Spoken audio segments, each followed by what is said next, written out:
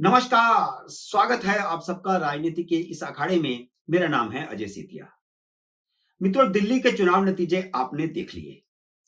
अरविंद केजरीवाल भी हार गए और मनीष सिसोदिया भी हार गए। ये दोनों ही शराब घोटाले में जेल में गए थे।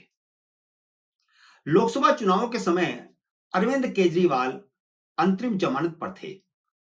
तब उन्होंने कहा था कि दिल्ली की जनता अगर मुझे ईमानदार मानती है तो आम आदमी पार्टी को वोट दे, फिर मुझे जेल में नहीं जाना पड़ेगा। दिल्ली की जनता ने उन्हें जेल में भेजकर बता दिया था कि वह बेईमान भी हैं और भ्रष्टाचारी भी हैं। अब विधानसभा चुनावों में दिल्ली की जनता ने अपने फैसले पर मोहर लगा दी है। कायदे से केजरीवाल की जमानत अब रद्द हो जानी चाहिए और उन्हें तिहाड़ जेल में चले जाना चाहिए। केजरीवाल की हार के एक नहीं, कम से कम 9 मुख्य कारण हैं। वैसे तो बहुत कारण हैं, लेकिन 9 मुख्य कारण हैं जिनकी मैंने शिनाख्त की है। शराब घोटाला पहला कारण है। जांच शुरू होते ही शराब नीति वापस लेकर उन्होंने मान लिया था कि उन्होंने भ्रष्टाचार किया है। शीश महल उनकी हार का दूसरा कारण है, जिसने उनकी आम आदमी की छवि ध्वस्त कर दी। तीसरा कारण है यमुना की सफाई में लापरवाही। जबकि केंद्र सरकार ने उन्हें यमुना की सफाई के लिए 8,000 करोड़ रुपया दिया था। इसका मुकदमा चलना अभी बाकी है कि वह पैसा कहां गया। 2025 में यमुना में नहाने का वादा उनके गले की हड्डी बन गया। यमुना में जहर मिलाने जैसा नफरत फैलाने वाला उनका घिनौना बयान भी हरियाणा के लगते इलाकों में उन्हें भारी पड़ा है। इस पूरे बॉर्डर इलाके में सफाया हो गया आम आदमी पार्टी का। चौथा कारण है सड़क, पानी, सीवर चुनावी मुद्दा बन गया। इससे पहले मध्य प्रदेश में याद कीजिए, दिग्विजय सिंह की सरकार सड़क, पानी और बिजली पर हारी थी और आम आदमी पार्टी दिल्ली में सड़क, पानी, सीवर पर हार गई, जिसे मेन लाइन मीडिया तो पहचान ही नहीं पाया या फिर जानबूझकर इग्नोर करता रहा, क्योंकि पंजाब से विज्ञापन चुनावों के दौरान भी मिल रहा था। पांचवा कारण बना है झुग्गी झोपड़ी वालों को पक्के मकान देने का वायदा नहीं निभाना। झुग्गी झोपड़ी वालों के नए राशन कार्ड नहीं बनाए गए, क्योंकि उन्हें फ्री राशन मिलता तो वे मोदी के समर्थक बन जाते। क्योंकि मोदी पूरे देश में फ्री राशन दे रहे थे। आयुष्मान योजना भी इसी कारण दिल्ली में लागू नहीं की गई।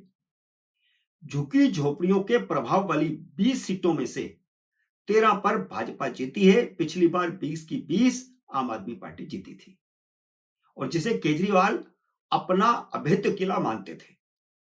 छठा कारण बना कोविड के दौरान पूर्वांचलियों के साथ निभाई गई भूमिका, कि उन्हें दिल्ली छोड़कर भागने को मजबूर किया गया और छठ के त्योहार के समय उन्हें यमुना साफ देने का जो वायदा किया गया था वह भी नहीं निभाया गया। सातवां कारण बना उनका घमंड और आए दिन नरेंद्र मोदी, केंद्र सरकार और उपराज्यपालों को गाली निकालना और टकराव की राजनीति करना।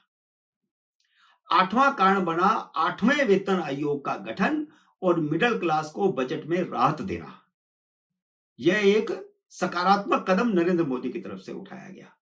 दिल्ली की 65-70% आबादी मिडिल क्लास है, जो मोदी सरकार के पहले बजट से राहत का इंतजार कर रही थी। नौवां कारण बना भाजपा की ओर से मुफ्त की रेवड़ियों वाले मॉडल को अपना लेना, बल्कि केजरीवाल की रेवड़ी के सामने मोदी ने केक रख दिया।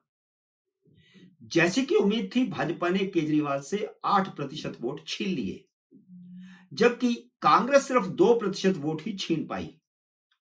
शुरू से उम्मीद थी कि कांग्रेस भी 8% वोट छीन लेगी, जिससे केजरीवाल का वोट 16% घटकर 38% पर आ जाएगा, जो उस समय भाजपा का वोट था।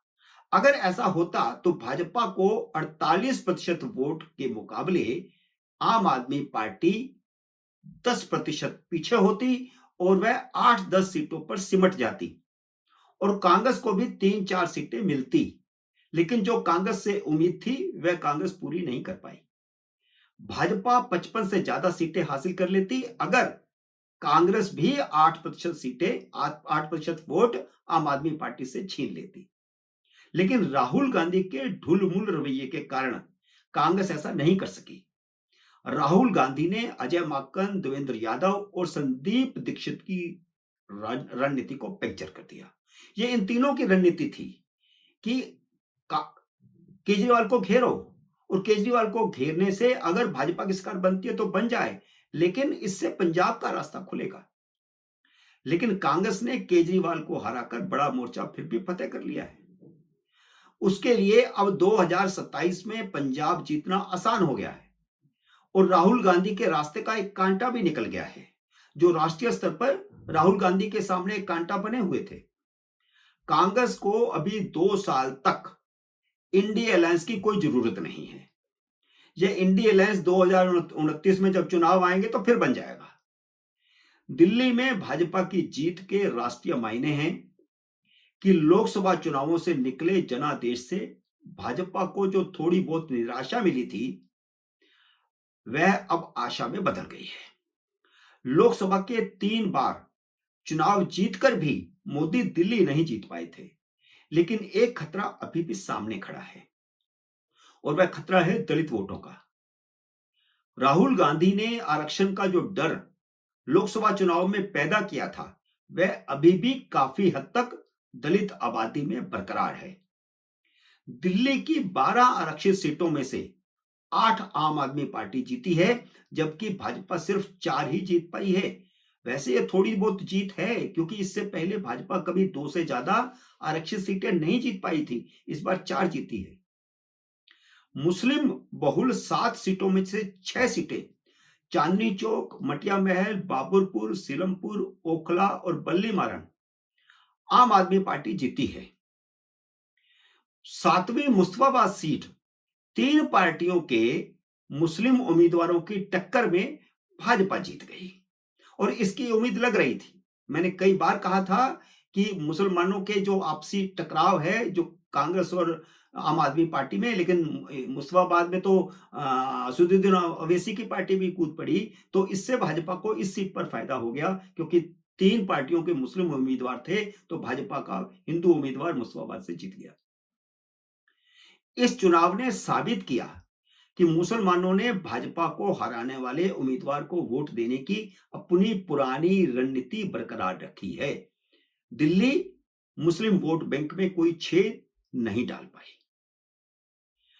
दिल्ली का संदेश राष्ट्रीय संदेश है कि दलित मुस्लिम गठजोड़ भाजपा के लिए चुनौती बना हुआ है।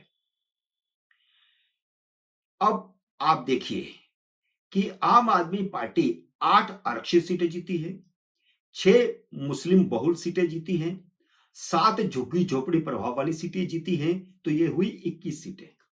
22वीं सीट कालका जी की है। यह एकमात्र सामान्य सीट है जहां आतिशी मार्लिना चुनाव जीत गई, वह भी भाजपा के रमेश विधूड़ी की बदजुबानी के कारण। इसलिए दलित समाज और गरीबी रेखा से नीचे जीवन बसर करने वाले वोटरों का विकास करके उन्हें हिंदुत्व की मुख्य धारा में लाना नरेंद्र मोदी, भारतीय जनता पार्टी और काफी हद तक आरएसएस के सामने भी चुनौती है। लेकिन यह भी तय है कि केजरीवाल एक प्रयोग था जो विफल हो गया।